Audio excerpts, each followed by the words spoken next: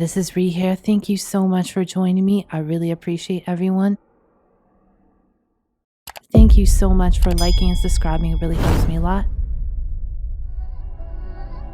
Don't forget to check out my website, paradoxastrology.com. I can help you with anything. And if you would like more exclusive occult videos that I don't post on YouTube, consider subscribing to my Patreon. It also helps support this channel. Okay, just a quick video. Now, this is overcoming a difficult birth chart.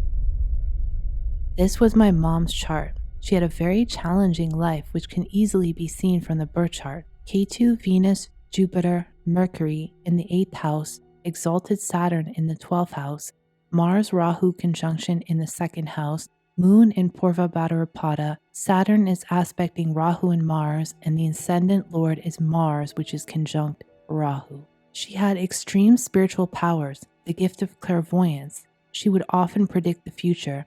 She could visually see beings in other dimensions, heightened intuition, compassion, and empathy. I am so proud to be her daughter. She was also extremely beautiful. She left this earth in 2006 at the age of 52. I want to make this video so you can understand the darker side of astrology, which is my dharma in this lifetime. She would want me to use her chart as an example to help others. We shouldn't be afraid to talk about death. Being afraid of death is ego. This is only one of her millions of lives.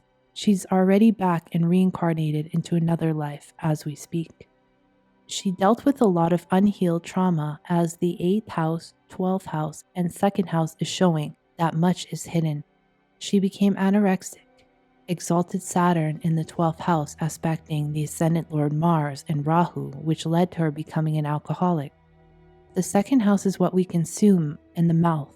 The ancient text Charaka Samhita, which is a handbook on Ayurveda, explains that anorexia is a symptom of K-type alcoholism. Science never tells us this, and I wish they did, because they said it was incurable, which it's not, and I didn't know this back then.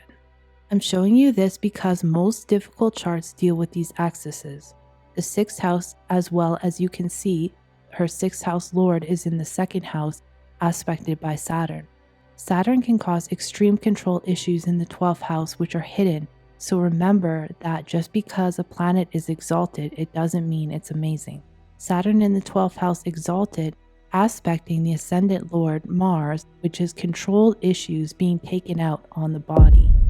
This chart reminds me of Damien Echoes, which is an American writer and occultist, which is best known as one of the West Memphis Three, a group of teenagers which were convicted of triple murder. Upon his release from death row in 2011 under an Afford plea, Echoes authored several autobiographies and spiritual books. He's very well known now as an occultist.